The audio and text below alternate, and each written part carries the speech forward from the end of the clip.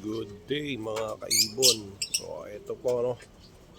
Tingnan natin ang ating loft na i-renovate natin. So ito yan. Yan. Ito yung gagawin nating bahay ng mga kalapatids. So ito, naumpisa na nga natin yung skeleton pero hindi natin inasak yung bahay kagad para meron pa ring tulugan, although delikado nga sa pusa, dinadalaw sila rito gabi-gabi. So ito yung mga alps natin, mga alps to yan.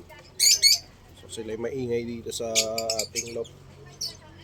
Ito plano natin ay gawin na ring bahay ng alps African lovebirds, since ito yung bahay ng kalapate. Ayan.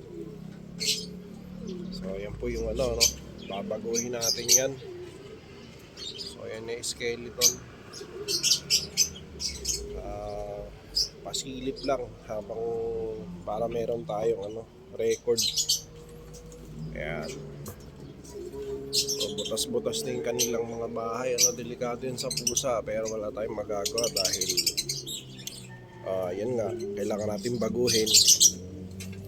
Yan. Yan, unti-unti.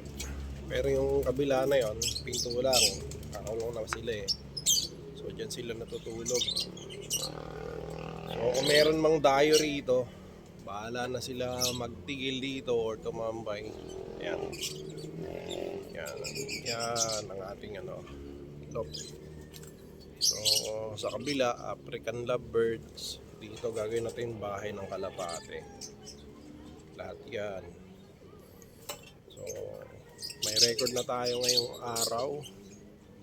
Abangan nyo na lang po mga kalapatids. Ayan nagkalat na naman yung mga ibong gala at saka ibon natin dito. So ayan. At since nakapag video na tayo, unti-unti wawasakin natin yung babaguhin natin yan. So next time na mag vlog tayo, mapapakita natin yung improvement ng ating bahay ibon. So hanggang dito na lang muna mga kalapatids, at abangan nyo rin po yung susunod na pag-vlog natin itong ating bahay ibon. Maraming salamat, at sa mga hindi pa nakasubscribe, paki-subscribe naman po ang aking channel para makita nyo ang ating pag-aalaga sa mga ibong ligaw at sa mga ibong dito na pinanganak.